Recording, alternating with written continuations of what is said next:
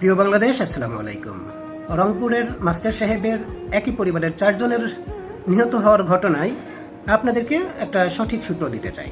আশা করি সবাই জানেন, তারপরেও আমি ভাবলাম যে এই ব্যাপারটা নিয়ে একটু কথা বলা দরকার। কারণ পশ্চিমবাংলা এবং বাংলাদেশের মোদি মিডিয়া অলরেডি কোনো মুসলমানকে এখানে ইনভলভ হতে না দেখে তারা যথেষ্ট হতাশ হয়েছে, এবং তারা কোনো মুসলমান এখানে ইনভলভ হয়েছে এই ব্যাপারটা দাঁড় করানোর জন্য উঠে পড়ে লেগেছে।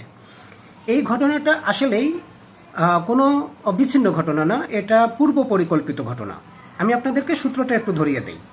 2016 সালের কথা মনে থাকার কথা। 2016 সালে ঝিনাইদহে মন্দিরের পাশে আনন্দ গোপাল নামে একজন পুরোহিতকে গলা কেটে হত্যা করা হয়েছিল।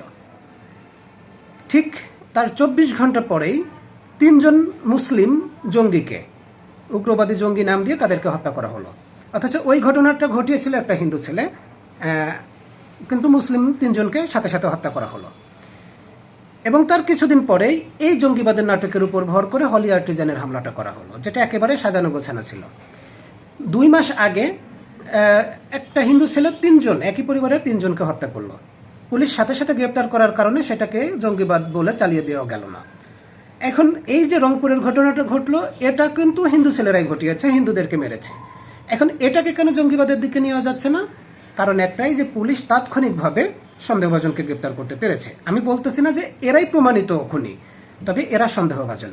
হতে পারে যে পুলিশকে আরেকটু সময় দিলে তারা অধিকতর তদন্ত করে আমাদেরকে পুরো বিষয়টা সামনে নিয়ে আসতে পারবে।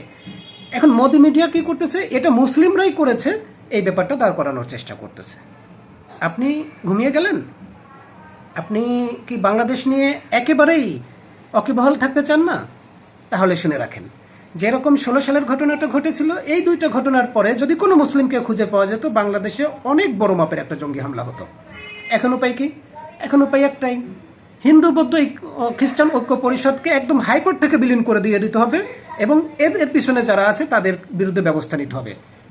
তার এগেনস্টে গিয়ে দাঁড় করাতে হবে হিন্দু মুসলিম বৌদ্ধ খ্রিস্টান ঐক্য পরিষদ। এটা আমাদের দেশের জন্য এই মুহূর্তে খুব বেশি জরুরি। আশা করছি আপনারা আমার কথাটা বুঝবেন এবং শেয়ার করে সবাইকে জানিয়ে দিবেন, এবং সেই সাথে সাথে দেশের স্বার্থে আমাদের আগামী দিনগুলোতে একসাথেই লড়তে হবে।